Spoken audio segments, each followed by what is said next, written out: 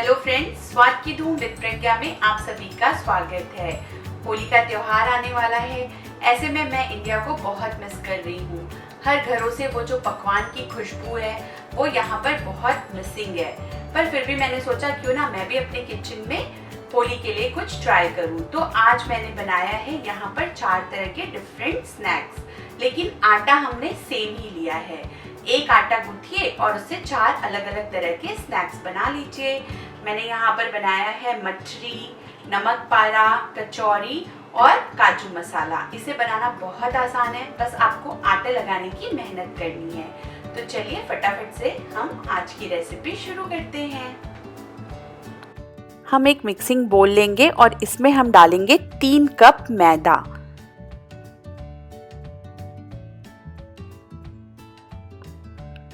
अब हम इसमें टेस्ट के लिए डालेंगे 1 टेबलस्पून अजवाइन, स्वाद अनुसार नमक और थोड़ा सा मंगरेल या काला जीरा। काला जीरा बिल्कुल ऑप्शनल है, अजवाइन भी ऑप्शनल है। अब मोयन के लिए हम इसमें डालेंगे आधा कप तेल। कोई भी कुकिंग ऑयल आप यूज़ कर सकते हैं जिसमें स्मेल ना हो। अब दोनों हाथों की हेल्प से अच्छे से मोयन को आटे में मिला लेंगे। जब इस तरह से लड्डू बनने लगे मतलब समझ जाइए कि आपने परफेक्ट मोयन डाला है। अब इसमें हम थोड़ा थोड़ा पानी डालकर इसका आटा रेडी करेंगे। याद रखिए एक साथ हमें सारा पानी नहीं डालना है। तो पहले अच्छे से इस तरह आटे में मोयन मिला लेंगे और फिर अब इसमें थोड़ा थोड़ा पानी डालकर आटा रेडी कर लेंगे। यहाँ पर आटा रेडी करने में मुझे टोटल आधा कप पानी लगा है।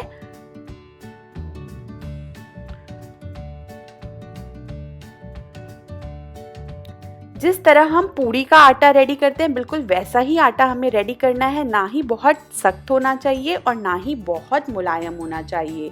तो इस तरह से हमने आटा रेडी कर लिया। अब इसे एक गीले कपड़े से या इस तरह से टिश्यू को हमने गीला किया और उससे कवर कर देंगे और ढक के 15 मिनट के लिए सेट होने के लिए रख देंगे। 15 मिनट हो गए हैं तो अब हम कवर हटा लेते हैं और जो कपड़ा हमने डाला है वो भी हटा लेंगे और अच्छे से एक बार आटे को हमें वापस से इस तरह मुलायम करना है। तो ये हमारा आटा मुलायम हो गया। अब हमें 4 स्नैक्स बनाने हैं तो इन्हें हमें 4 पार्ट में डिवाइड करना होगा। तो इस तरह नाइफ से या आप हाथों से भी इसे 4 पार्ट में डिवाइड कर लीजिए। अब इन्हें अच्छे से इस तरह चिकना करके हम गोल बना लेंगे क्योंकि हमें इसकी रोटी जैसी बेलनी है। और यहाँ पर एक पार्ट को हम यूज़ करेंगे, बाकी के 3 पार्ट को हम वापस से उसी बोल में रख देंगे और कवर कर देंगे ताकि मैदा सूखे ना। इस तरह से हमने कवर कर दिया। अब जो एक पार्ट हमने रखा है ये डो का, इसे हमें बेलना है।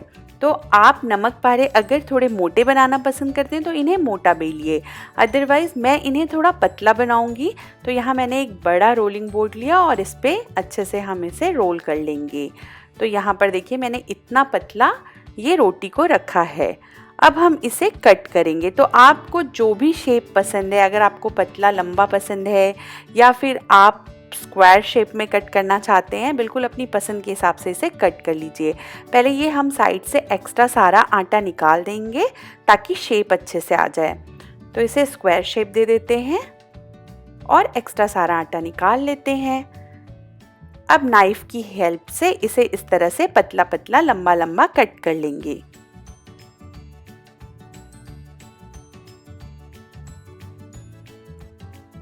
आप बिल्कुल अपनी पसंद के हिसाब से इसे कट करिए, खाने में ये बहुत ही टेस्टी लगेगा, चाहे आप जिस भी शेप में इसे कट करिए।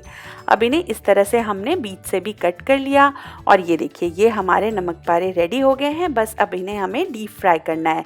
तो पहले हम सारे स्नैक्स बना लेते हैं, फिर एक साथ डीप फ्राई करेंगे। यहाँ पर हमने सेकेंड पोर्शन लिया, इसे इस तरह से हम पहले चिकना कर लेंगे क्योंकि हम यहाँ पर मठरी बना रहे हैं तो हमें इसकी लोई तोड़नी होगी। तो इस तरह छोटे छोटे लोई आप तोड़ लीजिए। अब यहाँ पर लोई को हमें चिकना करना होगा तो हाथों से इस तरह गोल कर लीजिए। अब इन्हें हमें मठरी का शेप देना है। तो मठरी का शेप आप चाहें तो बेल के भी दे सकते हैं या इस तरह से एक लोई उठाइए और अपने हाथों के बीच इस तरह से इसे प्रेस कर दीजिए, या फिर एक कटोरी लीजिए और इस तरह से लोई को रोलिंग बोर्ड पे रखिए और कटोरी से इसे प्रेस कर दीजिए तो भी मठरी का शेप आ जाएगा। यहाँ पर मैं कटोरी यूज़ कर रही हूँ। इस तरह से कटोरी से मैं सारी मठरी रेडी कर लूँगी। आप चाहें तो इसे बेल भी सकते हैं, मैं बेल के भी आपको दिखाती हूँ किस तरह बेलिए।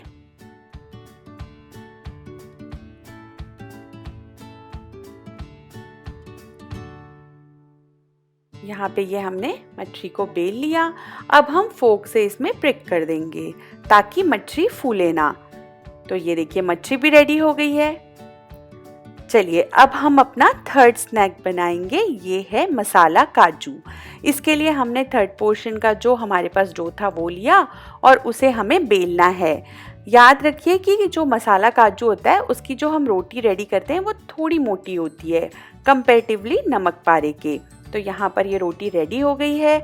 अब आप किसी कटोरी से, ढक्कन से या सॉस की बोतल पे जो ढक्कन आता है या स्टील का अगर आपके पास कोई ढक्कन है उससे इसे इस तरह से काजू के शेप में कट कर लीजिए।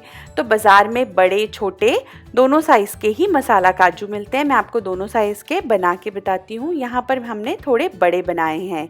ये देखिए जब इस तरह से हम इस कटोरी से इसे कट कर रहे हैं तो थोड़े बड़े मसाला काजू रेडी हो रहे हैं। अब आप चाहें तो इस तरह की सॉस की बोतल का कवर ले लीजिए और उससे भी आप इसे कट कर सकते हैं। तो ये हमने लीड से कट कर लिया और ये छोटे छोटे काजू बनकर रेडी हो गए हैं जो दिखने में बहुत सुंदर लगते हैं। तो इस तरह से हम सारे काजू रेडी कर लेंगे। तो है ना बहुत ही आसान इन्हें बनाना। सारे काजू बनकर रेडी हो गए हैं। अब हम बनाएंगे अपना चौथा स्नैक जो बनाने में बहुत ही मज़ेदार है। ये है मिनी कचौरी। यहाँ पर जो भी एक्स्ट्रा आटा था वो भी हमने अपने डो में मिला लिया, इसे एक बार अच्छे से मुलायम कर लिया। अब इसकी छोटी छोटी लोई इस तरह से हमें तोड़नी है और फिर इसे हमें अच्छे से चिकना करके इस तरह गोल कर लेना है ताकि पूरी बेलने में इजी रहे। तो ये सारी लोई बन गई। अब हम स्टफिंग बनाएंगे। तो स्टफिंग बनाना बहुत मज़ेदार है। आप एक मिक्सी लीजिए और उसमें आपके घर में जो भी नमकीन या मिक्सचर अवेलेबल है वो डाल दीजिए। जैसे मैं यहाँ पर गाठिया डाल रही हूँ, आप चाहे तो खट्टा मीठा, आलू भुजिया, सेव, जो भी आपके पास नमकीन अवेलेबल हो वो नमकीन इसमें डालिए।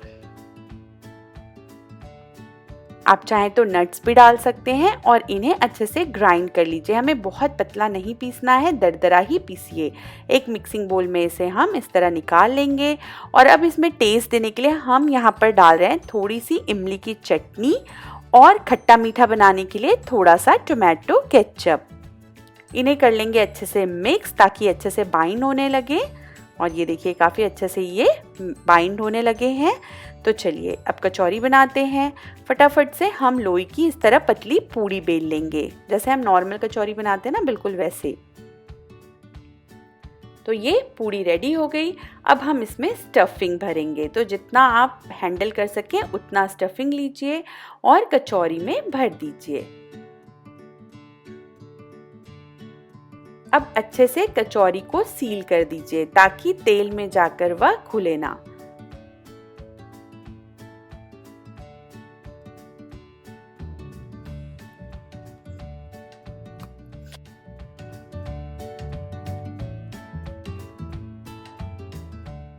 तो इस तरह से अच्छे से हमने सील कर दिया और बस इस तरह से प्रेस कर दीजिए और ये हमारी मिनी कचौरी रेडी हो गई है। ये देखिए इसी तरह हम सारी मिनी कचौरीज रेडी कर लेंगे। तो ये हमारा मसाला काजू, कचौरी, मठरी और नमक पारा बन गया है। तो अब हम इन्हें करेंगे डीप फ्राई। कढ़ाई में डालेंगे तेल और लो मीडियम फ्लेम पर हम तेल को करेंगे गर्म होने के बाद अब हम पहले इसमें नमक पारे तल लेते हैं। तो सारे नमक पारे हम इसमें डाल देंगे और उलट पलट कर गोल्डन ब्राउन होने तक हम इन्हें तल लेंगे। जब भी हम इस तरह के किसी भी स्नैक्स को तलें तो हमें गैस की आंच बहुत ही कम रखनी चाहिए ताकि जो भी नमक पारे या मठरी बन रही है वो खस्ता बने। तो ये देखिए काफ़ी अच्छे से ये गोल्डन ब्राउन हो गया है। तो अब हम इसे निकाल लेंगे।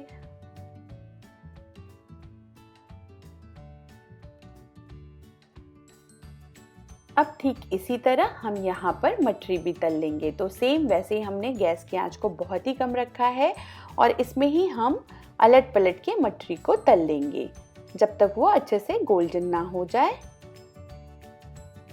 तो ये देखिए दोनों साइड से अच्छे से गोल्डन होने पर ही हम इसे निकालेंगे। गैस की आंच आप कम रखिए, तभी सारे स्नैक्स अच्छे खस्ता बनेंगे। तो ये हमारी मठरी भी बनकर रेडी हो गई है। चलिए अब फटाफट से हम तलते हैं मसाला काजू। तो ये इस तरह से हमने तेल में डाला और इसके लिए भी हमें गैस की आंच को रखना है कम और लो फ्लेम पर ही हमें अपने स्नैक्स को डीप फ्राई करना है। तो अच्छे से अलट पलट कर हम इसे तल लेते हैं। ये देखिए हमारे मसाला काजू भी बनकर तैयार हैं। इन्हें निकाल लेते हैं। अब मसाला काजू है, काजू तो रेडी हो गया पर मसाला कहाँ गया? तो इसके लिए गरम गरम में ही हम इसमें डालेंगे चाट का मसाला। चाट मसाला डालने से ये बहुत ही टेस्टी लगती है और यही इसका असली मसाला है। तो अच्छे से काजू पे चाट मसाला डाल देते हैं और गर्म में ही इसे मिला देते हैं। तो मसाला काजू बनकर हो गया है तैयार। अब हम बनाएंगे कचौरी। तेल में डालेंगे इस तरह से और अलट पलट कर तल लेंगे। कचौरियाँ काफ़ी अच्छे से फूलती हैं, तो इतनी ही कचौरी डालें जितनी अच्छे से फूल सके और आप आसानी से पलट सकें। तो यहाँ पर मैं आधी डाल रही हूँ, आधी बाद में तलेंगे और अलट पलट के अच्छे से इन्हें तल लेंगे। ये देखिए काफ़ी अच्छे से कचौरियाँ फूलने लगी हैं। दोनों तरफ से इन्हें हमें गोल्डन होने तक तलना है। खाने में बहुत ही टेस्टी लगती हैं, ऐसा लगेगा जैसे आपने बाजार से खरीदा है, या ये कहें कि उससे भी अच्छा लगेगा। तो होली के लिए हमारे ये चारों स्नैक्स हो गए हैं तैयार। मीठा खा खा कर अगर आप बोर हो गए हैं तो आप इस रेसिपी को ज़रूर ट्राई करिएगा, है ना। बनाने में भी आसान, एक डो रेडी करिए और उससे 4 स्नैक्स बना लीजिए। तो इस होली में मुझे पूरी उम्मीद है कि आप इस स्नैक्स की रेसिपी को ट्राई करने वाले हैं। प्लीज़ मुझे कमेंट करके ज़रूर बताइएगा कि आपको ये रेसिपीज़ कैसी लगी। इसके साथ ही साथ मेरे चैनल को लाइक, सब्सक्राइब, शेयर और कमेंट करना बिल्कुल मत भूलिएगा। Thank you.